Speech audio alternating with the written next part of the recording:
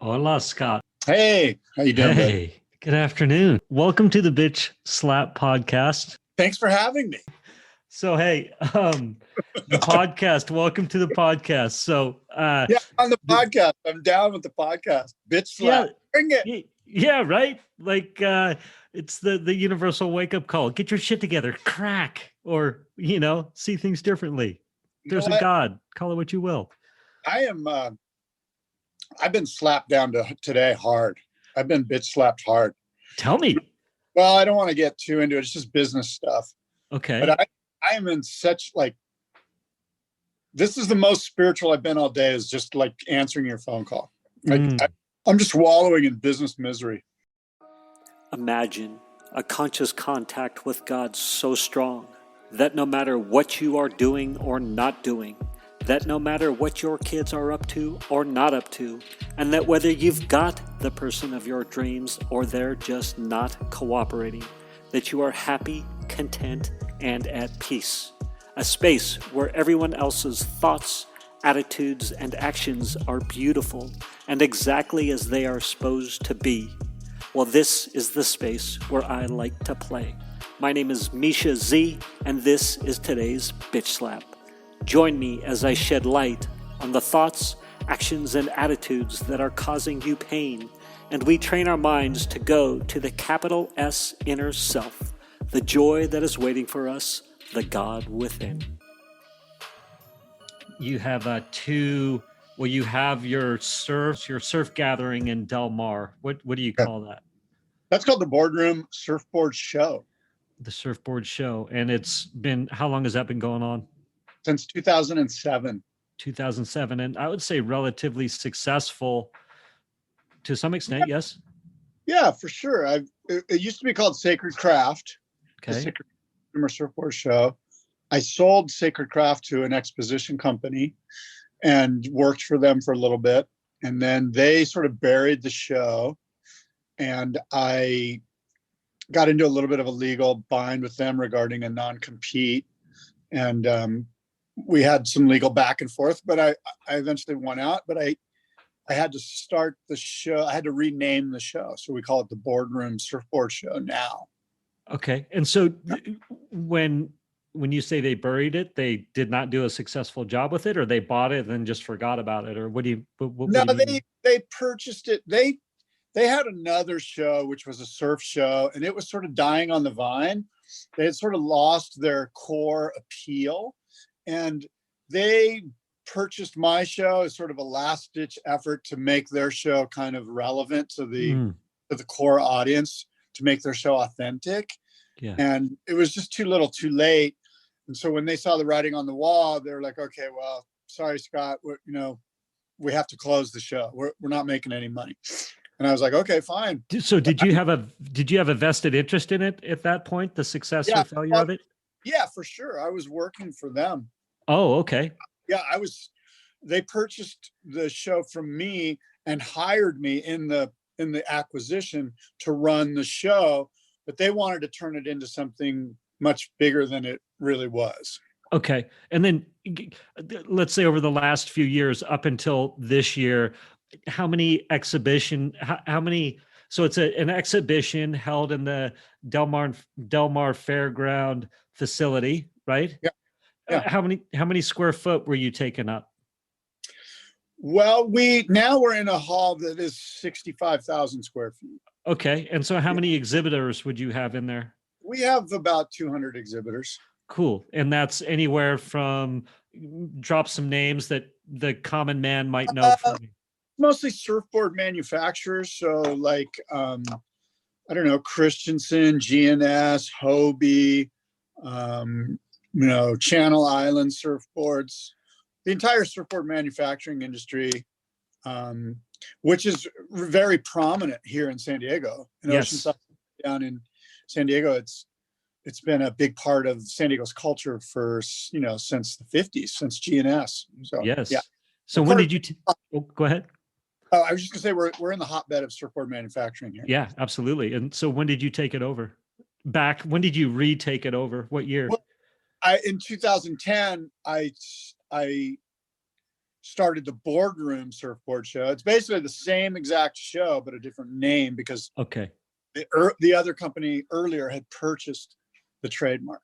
Got it. So you did whatever legal stuff you needed to do in regards to your, sorry to Yeah. go so deep on this, but in That's order right. for you to restart up. And so, and then you, you came up with the idea for you are very passionate about guitars, and not just guitars, but let's go, super custom guitars. Yes.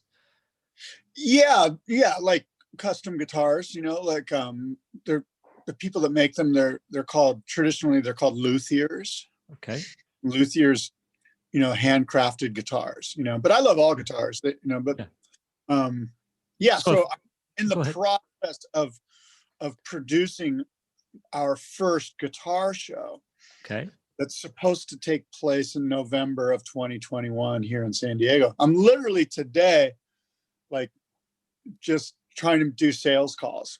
And Yes. I am the worst. I absolutely hate sales calls. I hate cold calling. I hate getting denied. I hate getting shut down. I just think cold calling should be illegal. It's not good for the spirit. But so a necessary evil. So tell me about that. How are you going to do it otherwise? I'm waiting for divine intervention. I'm waiting for, it's my hope that somebody hears this that's got some sort of pull with some guitar company and they're prepared to exhibit. You're part of my marketing, Misha. Perfect. I'll be blaming you if this thing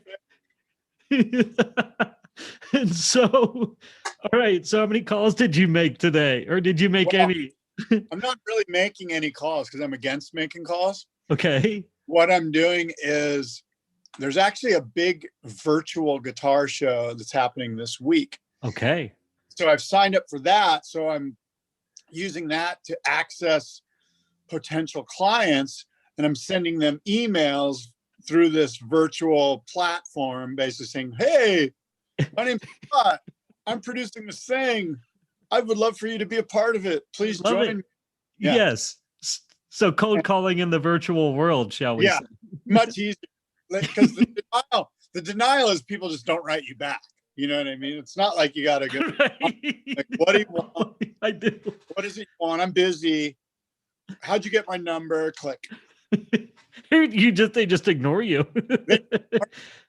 I can rationalize all sorts of reasons for that. They're probably changing their kids' diapers or something. They were too busy to get back to me, So good.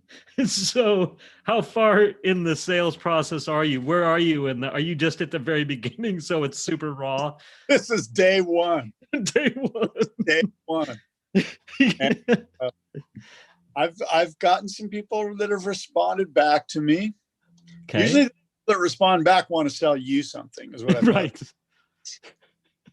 But, so you're obviously not going virtual with yours. No. Ours will be live. It'll be in San Diego, either in Del Mar or down at Liberty Station. And it's going to be cool. We're going to have a bunch of luthiers, a bunch of guys that build custom guitars. We're going to have custom guitar building lessons. Ooh. We're going to have guitar lessons. Of course, we're going to have live music.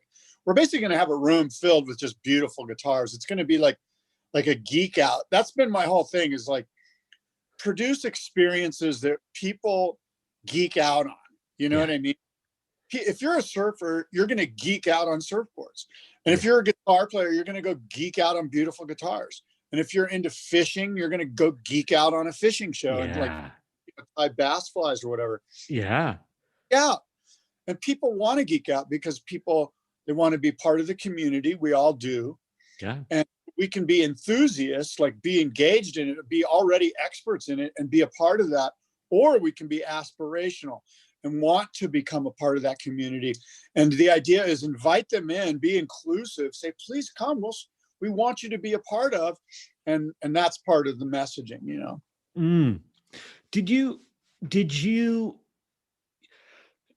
so there's the boardroom, what's the iteration of that right now? So what's happening there? Because COVID's obviously, or the pandemic has affected that. So tell me. Okay, so we obviously have to put a hold on any event, large gatherings of people, right?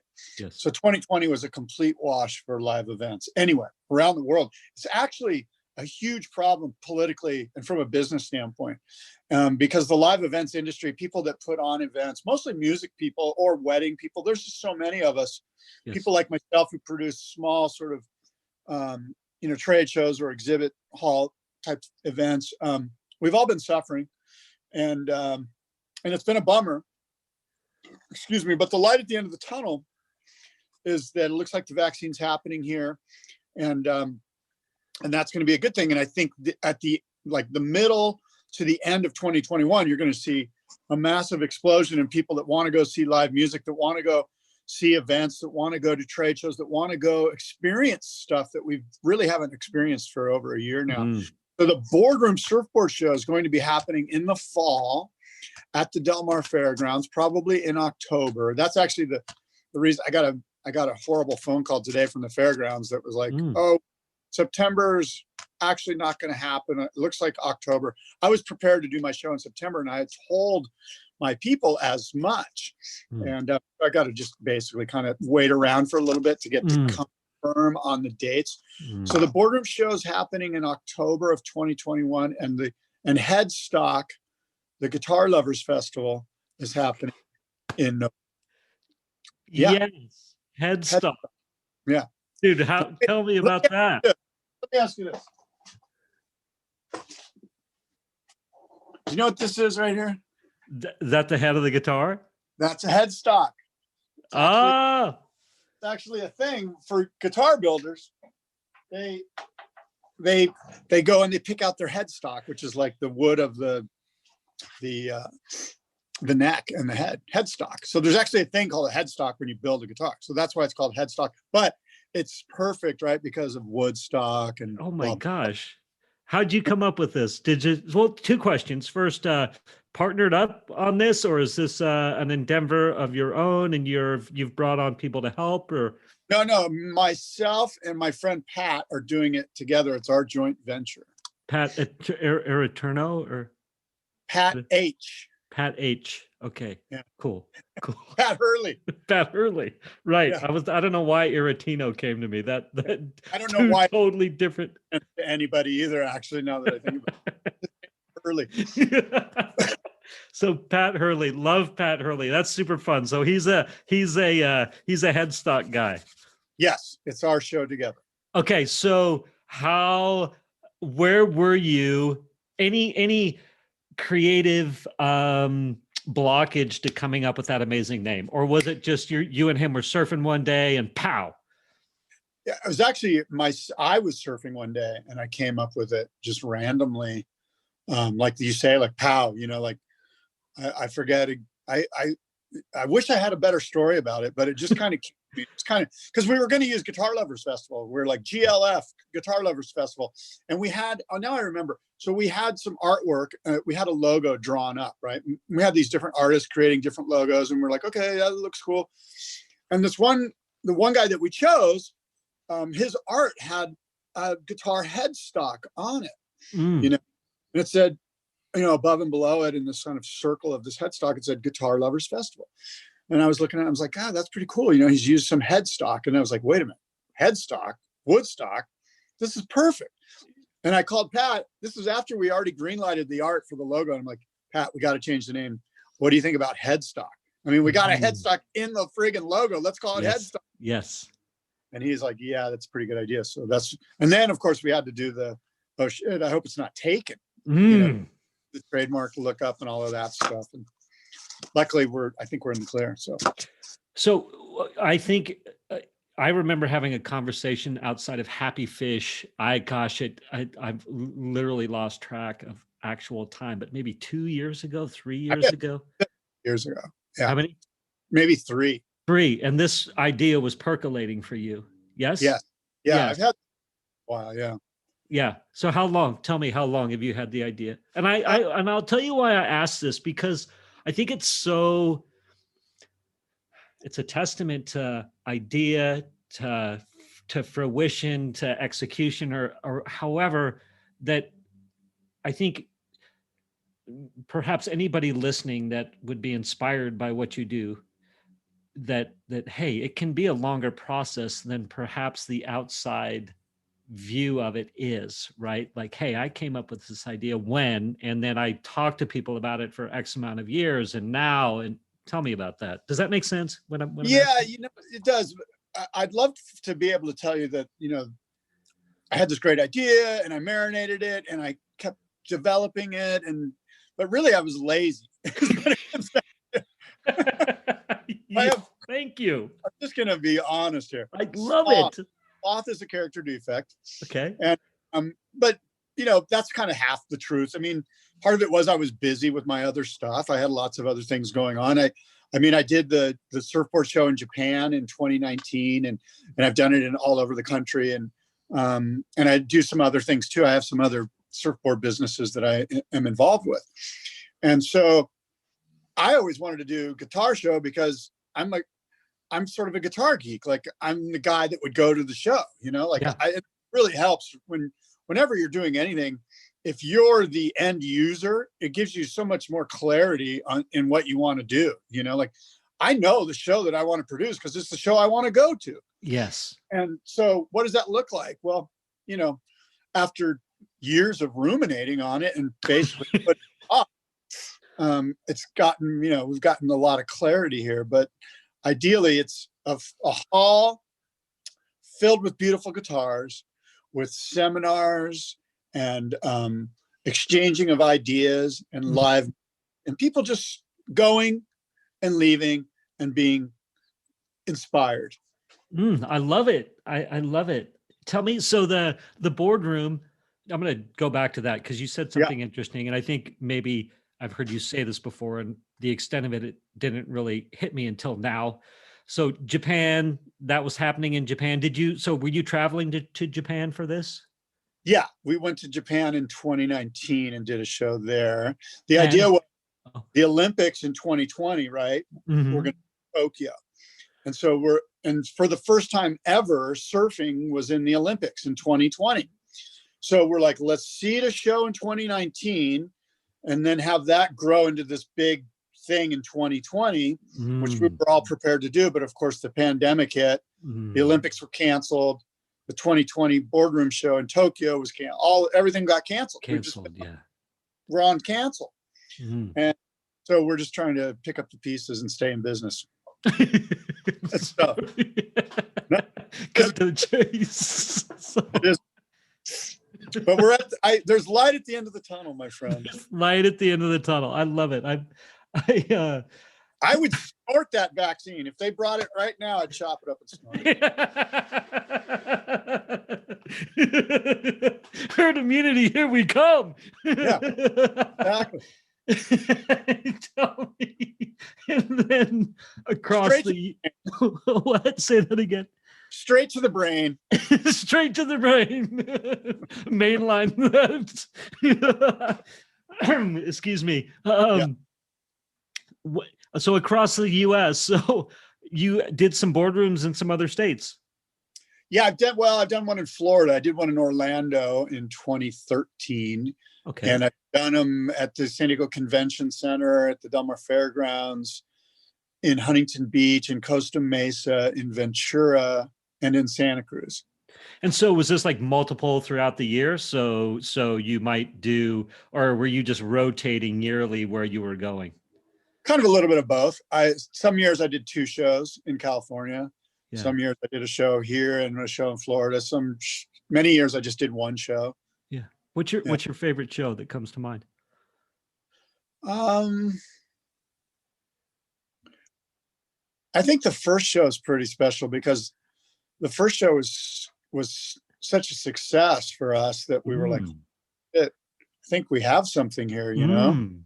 Because it wasn't intended to be like my full-time gig. I had a full-time job. I was just doing the show on the side, kind of like, let's go. I love surfboards.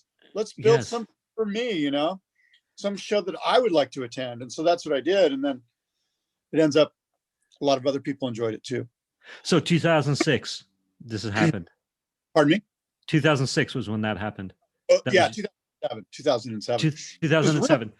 I mean, if you Go. think about it, it was right when economically the shit was hitting the fan. Oh You my know, gosh. things were going haywire. Haywire. And so that told us a lot too, that we had a super successful show during a really bad time for the economy. It's beautiful, and like the most poignant memory is all of a sudden 1,000 tickets were sold, or I mean, when You know tell me. what? The Saturday morning, my wife and I were running the box office the morning that we opened the show. Is this at the fairgrounds, by the way? Where is this? You're at the box office? Yeah, we're in the box office selling the tickets. We have a line. There's a line to get in that's never ending and it's very long. My God. Shit. She's just like we're just like going crazy gangbusters working. And it was packed. Dude, that's beautiful. Yeah, it was cool.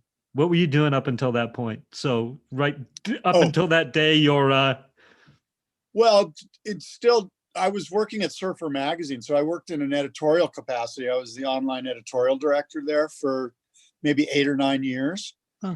From 99 or 2000. Online, like web. I was like their web editor, you know what I mean? Like all the everything that happened on the website, I was in charge of. Let me ask you a question. Yeah.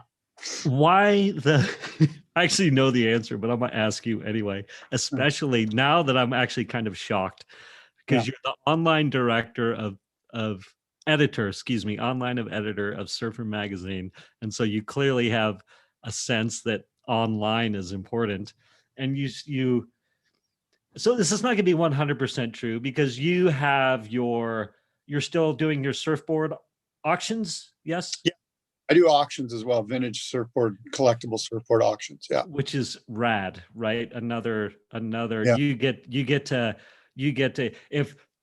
if anybody that's listening that's into anything vintage, like you, Scott Bass, are having your hands on the cream of the crop of the vintage surfboard, like the crown jewels, shall we say? Yes, the crown jewels, exactly. Yeah. Tell me about that. How fun is that for you? It's a lot of fun. I'm actually in the middle of, well, not in the middle, I'm at the beginning of it right now. So I'm in the process of procuring the various boards for the auction, which will take place in April. And so I know where all the boards, not all, but a lot of the boards are. I know who the owners are. I know who the collectors are. I know who the people are that have cool boards. And because I've been doing these auctions for since 2013, so I've done 8 or 9 auctions. Everyone knows that I'm sort of the guy to go to either buy or sell a vintage surfboard. So I have, I get emails from people I don't know going, "Hey, I've got this beautiful board. It's been in Ohio in my rafters." I'm like, "Oh, ooh, yeah." It's kind of like that vintage. What was that show where they went Antique Roadshow? Yeah, it's kind of like Antique Roadshow on KPBS, which we actually did a version of that for KPBS here in San Diego. Their TV show, we did an Antique Roadshow just with surfboards. No way. They came down and filmed the whole little thing just for the local San Diego affiliate of PBS. And so were you one of the guys? Somebody would bring in a surfboard and they'd be like, "Here's Scott Bass. Come on in and tell." No, I was more like the direct. I was more like, let me, like I had appraisers there. And so I would guide people to the proper appraiser. And then I had experts because I was busy. I had too many hats on. I couldn't just be standing still and appraising boards. So what is the most, well, tell me what's the highest priced surfboard you've sold through your auction? Yeah, we sold a board for $36,000. It was Greg Knoll's personal board that he wrote in the 1964 Duke Kahanamoku Invitational. Yes. And with the board, we also sold his trophy from that event and pictures of him riding the board during that event. this lot sort of included the board and those two other items, and it went for $36,000. I just got the chills. That was beautiful. Yeah. Thank you for that. And Yeah, for man. anybody listening, Greg Knoll, he was like the original, let's say, big wave charger. I mean, these guys were going into massive surf with big, heavy, burly boards. Their lives were truly in play. Yeah, exactly. Now, Greg was sort of larger than life character, a big wave surfer, and still is to this day a larger than life character, and a board builder, one of the main surfboard manufacturers in the 60s out of Los Angeles, out of the South Bay. Cool. And so I was going to ask you any poignant memories of a board buyer, where somebody got a board and you got to see the visceral reaction of like, oh my God, I can't believe I got this thing? I would say that I recall anything like that. Most of the visceral reactions just come from me personally. So what I get to do is like go to people's houses. Yeah. They open up their garage and a lot of them have like 15, 25, 35 boards in there. Yeah. And oh my God. And it's like that, finding a diamond in the rough type of thing. Dude, that's beautiful. What's that show? Yeah. American Pickers? Is that show? Yeah. Yeah, it's like the American Pickers of surfboards. Dude, you live a rad life. Can I just tell you? Thanks for saying that. I need to be reminded. I need to count my blessings. And sometimes I just like all of us, I guess, I need to seek some gratitude about it occasionally. Yeah, a little bitch slap, huh? Yes. Thank you. So I think what is so beautiful and amazing about you, and the more it's been a slow build for me as I've gotten to know you, I just, your roots within surfing and how your passion for it gets to come out in what you do. And it's really a beautiful thing. And I don't know if I can put words on it, but so you're the editor well, actually, let me go back to this other point that I was going to say, because I know we've had a few sort of conversations where I pushed you about this. You're the online editor for Surfer Magazine. You're looking for leads online when I call you, but you're like, I'm not doing this online get together. I will not do it. Oh, you mean with you? No, you and what you do. Like, you're like, no, in person. It's going to be at the goddamn fairgrounds, or it's going to be. Yeah, look, people are looking for now more than ever, because we're so, at least, for the most part, I'll just generalize and say that we're all so connected to our phones and to our screens. Yes. And there's a real need for an experiential, facet to our lives. Like I saw a kid riding really big waves in Maui the other day, huge waves, 35-foot waves. This kid, 12 years old. And I just applauded this kid because he's not stuck playing video games. This 12-year-old kid is living his life like in an incredible way. At 12, out of the gate, dude. He's seeking experiences that are real, that are visceral, that are his own, that aren't manufactured, that aren't digital, that aren't binary, that aren't zeros and ones. Yeah. And that's really, we all, whether we realize it or not, we all, I think, seek real experiences. And that's what these shows do when you're in person. Yeah. You get to go and smell the wood and the varnish of the guitar. You get to go and feel the surfboards, and you get to communicate and commune and be in fellowship with your fellows, others that have the same sort of desires and have the same stoke for these things. So being in person is crucial. I love that. Thank you for that. That is the way you describe that is beautiful. It's I think your passion clearly comes forward for the experience that you are or craving yourself. I don't know if that's the right word, but I mean, you're like, this is what I like. This is the beauty. This is where I find that, this is where Scott finds his beauty in life. And if I can replicate that for other people, let's do it. And obviously it resonates for other people. Yeah, man. I got a question for you. Fire. When is the sad day that you get a haircut? You have the most glorious locks. You know what? I'm thinking I'm going at least 3 years before I contemplate a haircut. Yes. I love Yes. it. Just yes. keep the whole thing going. Yep. Yeah. Well, I'll tell you, man, I'm at this point in my life, and this is not about me. And so you can take what you want for this little riff I'm going to do here and apply it to you. But I'm absolutely at this point where the illusion of the right job would get me the right thing in life, or the right haircut is going to get me the right woman, or the right relationships, or the right respect, or the right, call it what you will, insert here. Right. And so I'm definitely at this point where you're comfortable in your own skin. Yeah. It Is what it is. And it's a beautiful space to be. So yeah, thank you for summing that up for me. Yeah. I just took a little COVID for me. The COVID locks. So, all right. So let's get back to online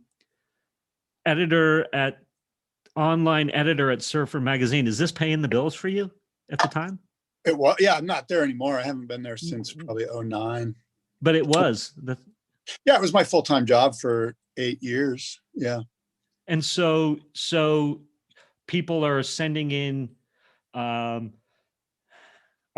and then you're and kind of like taking in videos, taking in photographs, taking in words, taking in copy, and determining, what stories should go online, what stories shouldn't. Dealing with the print magazine people, that are in the office, and the politics of that, and basically just going on surf trips and getting paid. What? Yeah. What? That's beautiful. Do you have a team, or is it just you? Are you solo operation? It was pretty much just me. There were some other people there. But I had a couple of interns. I would hire interns and I would work them to the bone. I would have guys. Can you imagine? Just imagine you're in college and you're like, wow, I'd like to work at Surfer Magazine. Oh my gosh. A million kids like that, right? And so I have them sending me I'd get emails. I want to be your intern. I'll be out there in June, and I'd be like, here's the deal. I may consider you for the job. First, you're going to need to wash my car every day. You need to bring me lunch. I would pick up the litter, and I would get guys. One guy that is now my lawyer. Okay. One of my is now my lawyer. He's a brilliant guy. Another one of my interns runs a hugely successful online surfing website. Oh, yeah. And so my point is that I would have a lot of kids from Southern California reaching out and going, I'd like to be your intern. The guys I hired were from Vanderbilt and Duke. Wow, dude, that is incredible. They wanted the job, you could tell they wanted the job. I wasn't just hire some guy like me. I just wanted to go surfing. Right. Dude, your story gets better and better. I'm going to tell you right now that your hair looks amazing too. Did you just get a haircut or something? What's going on? I washed it. Okay. Sorry, I had to get a drink. It's okay. It's okay. You're getting a drink. So how did you fall into the Surfer Magazine job? How does that happen to Scott Bass? Oh man, just, what? Divine intervention. I was going to school, and How old are you? How old are you? I was 29. Okay. At school where? I was 32, I think, when I got this job. And so you're at school. You're saying you're at school where? Yeah, I'm at school. I'm going to Cal State San Marcos, and I'm just trying to get a 4-year degree. And I'm 30 years old. Whatever. taken me a while. You know what I'm saying? Yes, I do. Don't ask me about the 10 years, 15 years prior. We're going to ready. keep going back, and we're going to get to the meter maid position, my friend.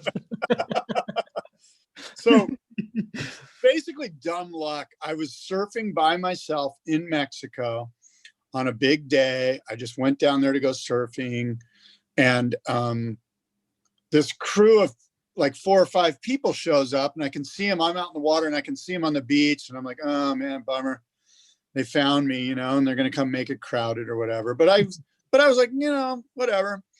And they paddled out, and there was like pro surfer guy and the photographer guy and a couple of other guys, you know. And instead of being like all snooty and snarky, I was like, hey, how you guys doing? You know, nice. And we surfed together, you know, and we enjoyed our time together in the water. And on the beach, as I was drying off, one of the guys had his gear next to mine, and we start talking, and it ends up he's the editor of Surfer Magazine. Oh, I think I saw his name on the board. Oh. And oh, you're Steve Hawk. You're the editor of Surfer Magazine, Tony Hawk's older brother. Yeah. And he goes, yeah. And I go, oh, you know, I'm going to school. I'm getting a writing degree. I'd love to write for your magazine. Is there anything I can do? And he's like, you know what? And it was just one of those dumb luck things where I just happened to connect with the guys. So divine intervention, right? And of course I followed up. I sent him an email. He's like, yeah, come on in. And so I got an internship there while I was going to Cal State San Marcos. So I was an intern at Surfer Magazine. Yeah. And then I got out, I graduated, and more divine intervention. There was this thing called the internet was invented. And the website guy, I didn't even know how to turn a computer on. I still really don't. But I was like, yeah, I can do that. And they hired me, and the rest is history. So it was just right place at the right time, full blessings, full, like, you know, alignment of the spheres. Yes. So did you get your 4-year degree from Cal State San Marcos? I did. Yeah. I have a bachelor's degree in literature and writing. GED out of high school? Did you? No, I've got a degree of, I think a 0.9 GPA. Above Blukowski and Animal House, you know, 0.0. So a big bitch slap moment for you, which I heard you share the other day, which is hilarious. We don't need to get into too much detail, but I don't believe I'd never heard you say it. You don't know that story? I've never heard that story. Oh my God. I didn't tell that story here. That story's I'm not sure this is the right place for that story. Well, let's just go ahead. Tell a little bit of it. G-rated or PG it. Okay, but I can't tell the story without getting into some stuff that I'm not sure we're supposed to get into there. You know what? Keep it. I mean, the community, all that sort of stuff. We can keep it general, you know. Well, okay. Let me just say that I did some. I can't tell the story, but it's okay. Gonna have to go into places that I want to remain anonymous. Okay, fair enough. Let's just hear that story again. You know where to go to hear it. Just for any of the listeners to know that there's, God bless you for going to finally getting to college. It sounds like you started maybe when you were 27 or 28. 29 is when I started. Actually, 30 years old is when I started. Actually, I mean, I tried to go to college when I was 18 and 19 and 20 and 21 and 22 and 23 and 24 and 25 and 26. Just never did it. I never quite pulled it off. I went to the pub. I went to the parties. I was on the surf team, but I never actually enrolled in college. Oh my God. Thank you. I don't know. So when did you get married? Well, hold on. Well, go ahead. Tell me, when did you get married? When I was 34. 34. I believe so, yeah. Holy Toledo. When did you meet your wife? I met my wife when I was 30. Wow. Where? In Encinitas. And Encinitas. Okay. You met your wife in Encinitas. Know well, but we won't bring it up. Yes. So I know you have two kids. Yeah. At least a son. Okay, two kids, both from you. You had kids perhaps a little later, but yeah, okay. Yeah. Tell me your best. So how old are your kids now? There's a son that's perhaps hanging out at the house again or not? My son's 22. He works at Big Sky Resort in Montana. Oh, that dirty dog. Is he skiing right now? He's skiing right now. Oh, literally right now he is skiing probably really good snow. Yeah, he went to Whitefish today and he's been sending me photos of it. Oh my gosh, that Big Sky is like one of the nuggets, undiscovered nuggets out there in the ski world, I think, right now. Yeah, for sure. Wow. Good Beautiful. for him. So what's he doing there? Well, he works on the lifts. He's a lifty, right? So he's living the life of a 22-year-old. And he goes to Cal State San Marcos. Online now. Fine. So he's living in Montana, going to Cal State San Marcos. He's a junior in college. Yeah. And my daughter is 20 years old and she goes to Indiana University. She's a junior at Indiana University in Bloomington, IU. Tell me your top, within the last 5 years, your top moments of clarity, bitch slap moments brought about with your kids where you're like, I need to see things differently.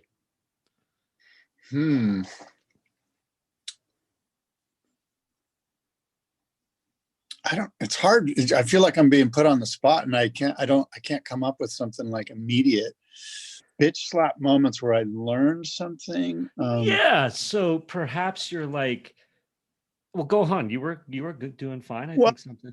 I mean, most of the stuff I learn comes from my wife. She'll be like, honey, this is successful. Why don't you try it this way with your children? And I'll be like, oh yeah, that's a good idea. Probably my biggest problem is not listening, being sort of forceful and putting up a blockade and not being open to really, and I mean open with my heart, listening to my kids. And I've been a little bit better at it with my daughter, but my son, who's just the sweetest kid. I mean, like all of our kids, right? I mean, his kid isn't sweet, but and beautiful, smart. Yeah. But I mean, it's almost like you were saying earlier, like words can't really express how powerful it is to be a parent in a relationship with your kids, right? It's a whole nother dimension to your life that's just open to, it's open to both incredible joy and incredible pain. And having children offers you the opportunity to really be vulnerable. And that's living, right? Like, make yourself vulnerable. You might get hurt, and that might suck, by the way, too. Yes. But the opposite of that is not living life. And that really sucks. So your son's very a sweet, sensitive young man, so you say, and yes.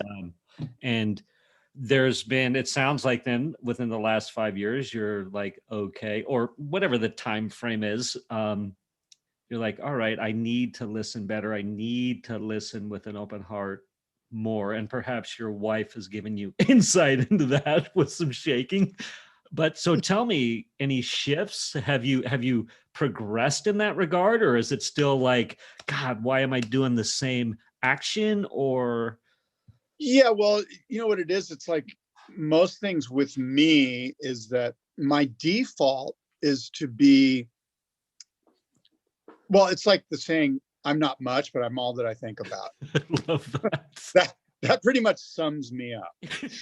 And so my default is to be Scott centric, right?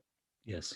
The bondage of Scott, and so of course, there are moments throughout the day when there's enough enlightenment somehow that I can remove the shackles of Scott and actually not be thinking about me so much and maybe be thinking about somebody else, right? And so those things comes and goes each and every day. So there's not like one moment 2 years ago where the light bulb went on. Sure. Usually it happens every day.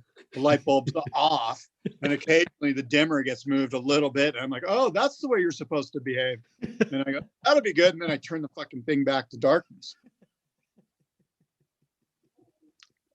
That is so good, Scott. How would you classify your relationship with your kids?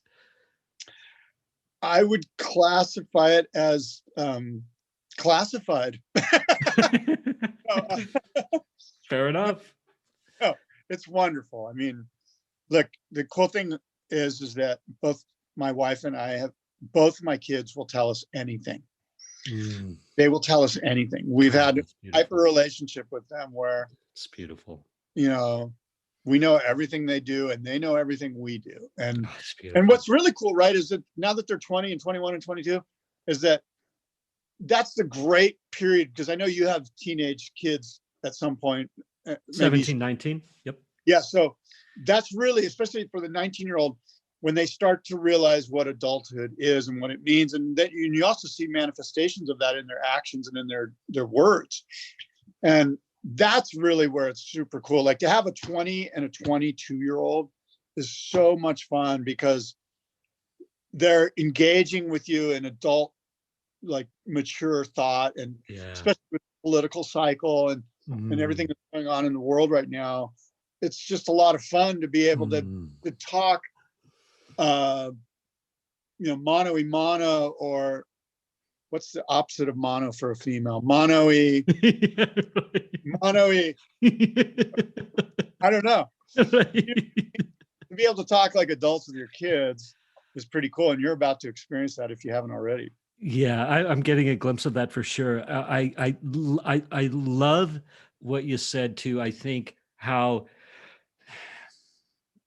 what you have is beautiful and perhaps not the common experience with all parents. The fact that you're willing to listen open-mindedly and have the awareness that, hey, sometimes I am closed up. I'm going to put some words into your mouth, maybe prejudging what they're going to say or things like that. And so to have that awareness and to be willing to slide the dimmer up is a gift. So thank you for that.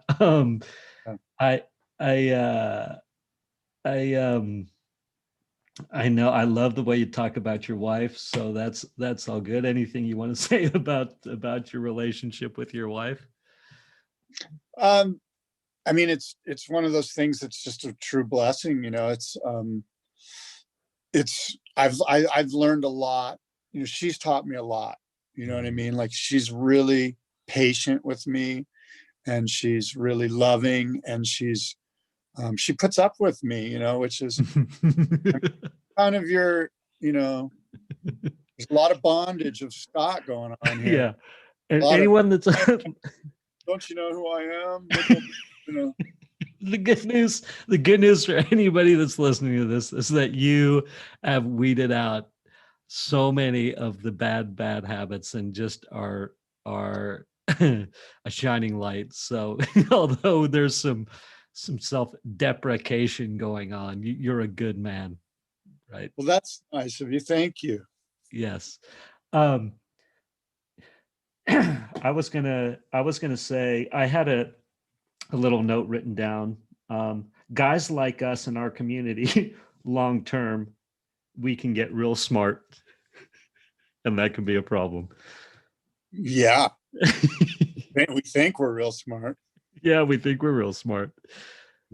So go ahead. Tell me any sort of moments of clarity of you're like, I thought I knew this was the way things are or were, and now they're not. And within recent, let's say 1 year, 2 year, 3 years, where you're like, oh, you understand what I'm asking you? Yeah.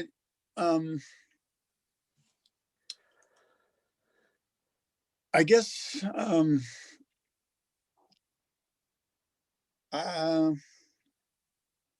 guess I haven't learned a whole lot. I don't know. Love it. It's beautiful. I just feel like it's important for me to be constantly open to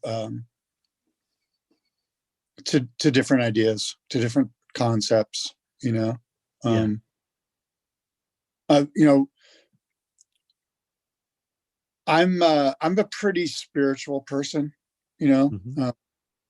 And so the one thing that I'm learning is that the more that I attempt to grow spiritually, the more I realize that spirituality isn't really an attainment. In other words, growth might not be the best way to look at it. Mm. I think the quality of my spirituality might be a better gauge than how far have I grown. Mm. You know what I mean? Yeah. And so how is the quality of one's spirituality measured? And can you measure it, and should you measure it? You know, I would say you should and you can. And it's through the mundane daily interactions in your life each and every day with your relationships. It's the manifestation. It's how you know, the words, the actions, the deeds, the thoughts that occur and within you, within me, and how they line up, how they tune up. Are they congruent with a principled lifestyle? And a lot of times they aren't, but the beauty is the acknowledgement that there needs to be a little bit better. I love that. Got to do better. I love that. Yeah. That's beautiful. I think your father's back at your house, or you're not your stepfather, your father or father-in-law. My dad lives in Carlsbad. Okay. Dad lives in Carlsbad. How old is he? 85. 85. And so perhaps you mind talking about your father a little bit? No, not at all. Cool. I think mentally some changes, right, that come when you get 85 years old. Yes, he has mild cognitive MCI. It's called mild cognitive impairment, which is sort of the first step towards dementia. Okay. And so when was that noticed? When was that diagnosed? When was that like, oh, this is real? It's been noticed for a while, and we went to a nonprofit here in San Diego and had some tests done, not by medical professionals, but they were the same sort of tests that a medical professional would give. And it's just become apparent that, you know, his short-term memory isn't what it used to be. And long-term memory is incredible. He's very good on top of it, but short memory is a little bit off. And so, then, go ahead. Sorry. Well, no, that's kind of where we're at. Cool. So, or I don't mean to say cool. I mean, thank you for saying that. And challenges like there's sort of the broader esoteric challenges of like, oh, this could be what's ahead of me, and the reality of how we can progress as humans when we get to be our age.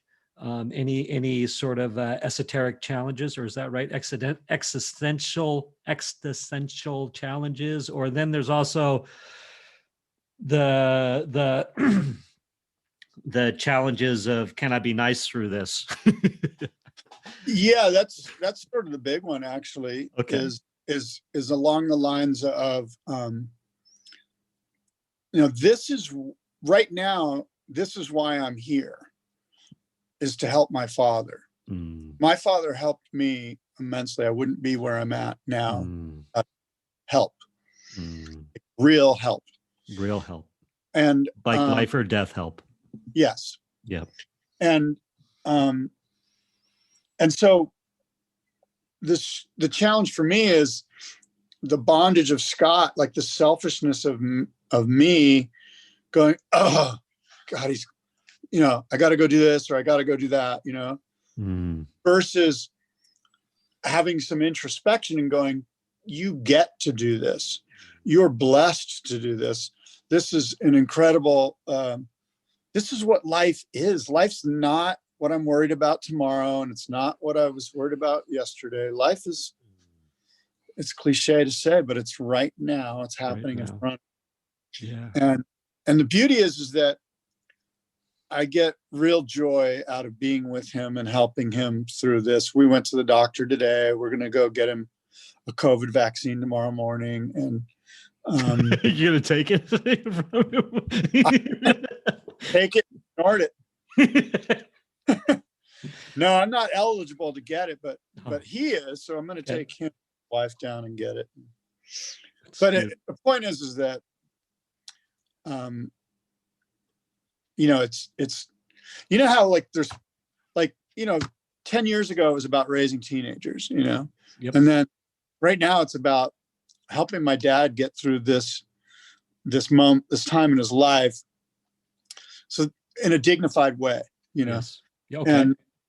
And that's a complete blessing. And the more that I focus on that, the better off I'm going to be.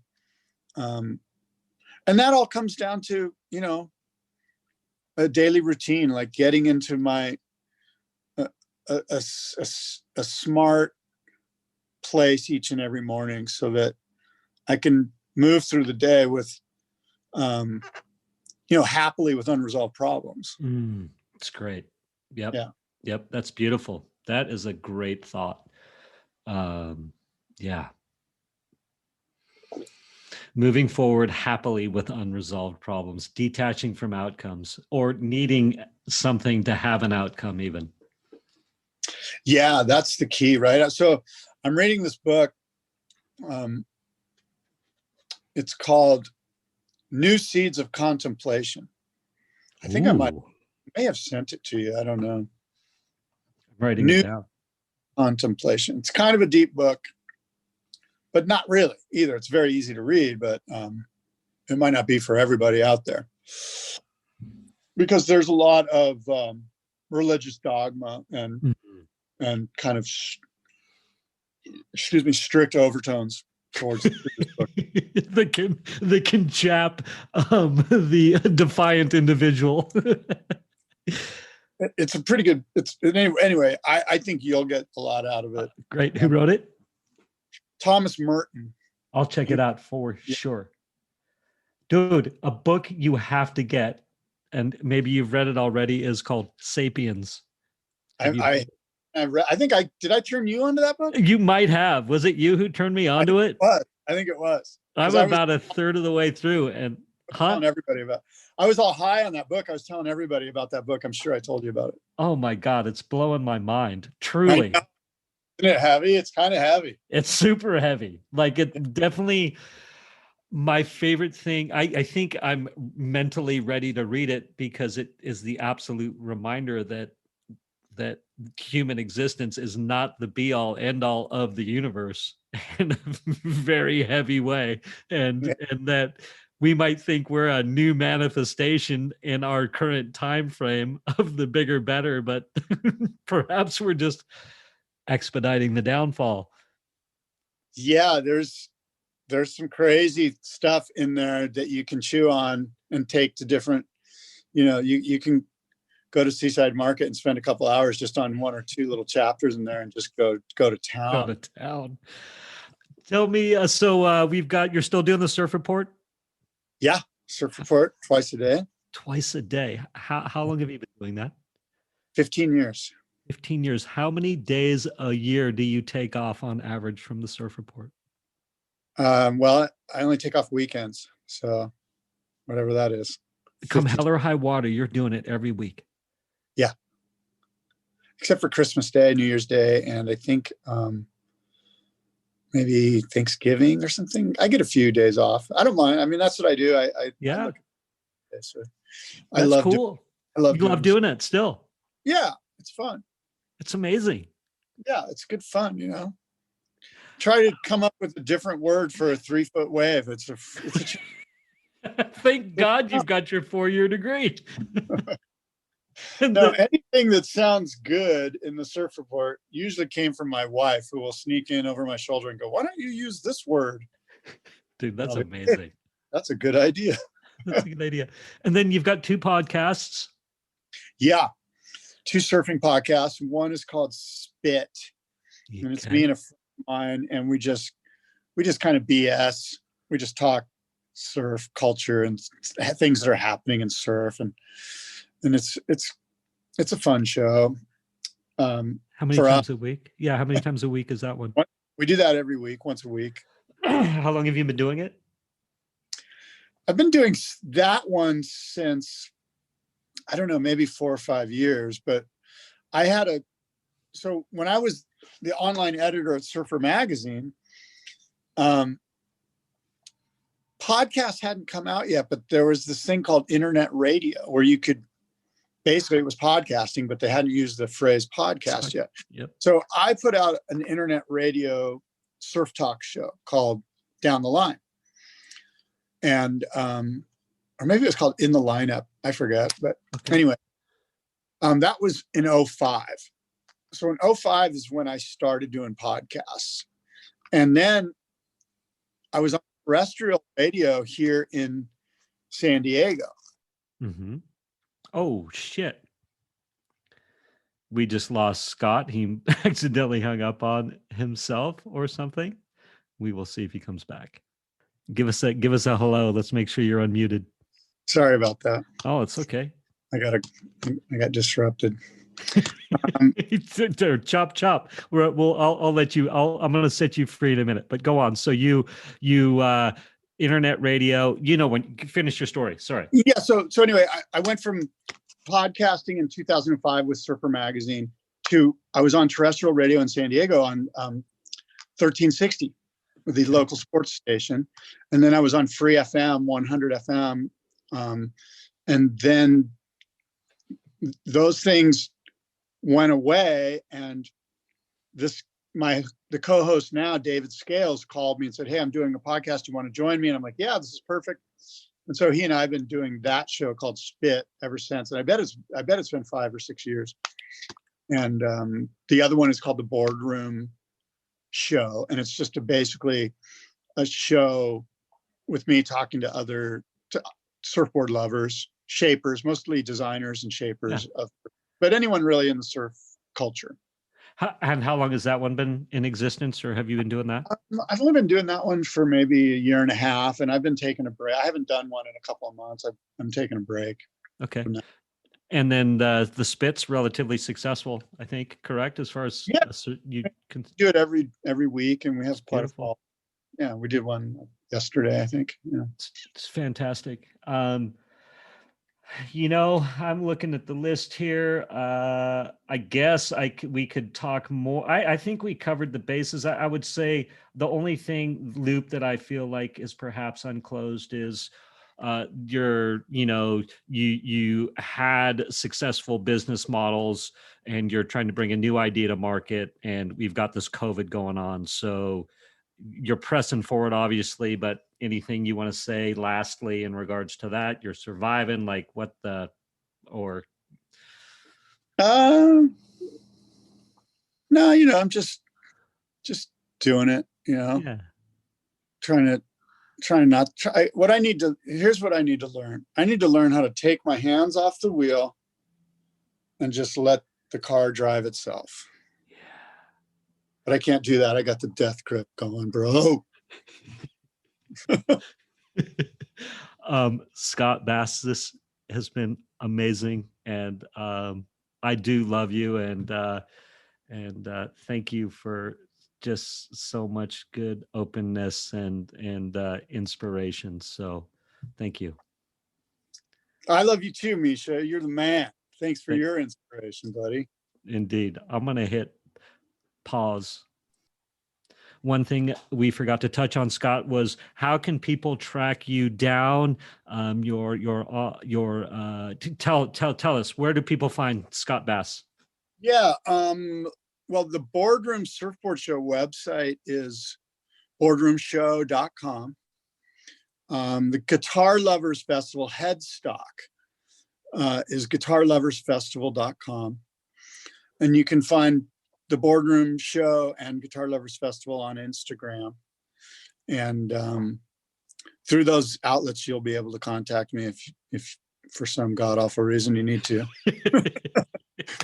But seriously though, if you do want to reach out, I always enjoy talking to new people. So yeah. All right, fantastic. And then lastly, any Vanderbilt, Harvard interns that would like to engage in the sales process, please reach out directly. Exactly. Yes. Okay. Love you, Scott. Have a good day. I'm going to hang up and let you get back to work. Thank you for spending time with me today. As someone who is committed to growth and service to this world, I so appreciate your willingness to come with me, go within, and serve our world through change. If you found value in this podcast and you know someone who can use this message, share this episode with them. Share it so our mission can be achieved one episode at a time. And of course, subscribe so you can hear more. And lastly, for my free insider's guide to finding peace, go to belove.media/peace. That's B as in boy, ELOVE.media/PEACE. It's my 8-step guide to finding peace now. It's a super powerful tool. I use it all the time. Check it out. I'm offering it to you for free. Thank you again for listening.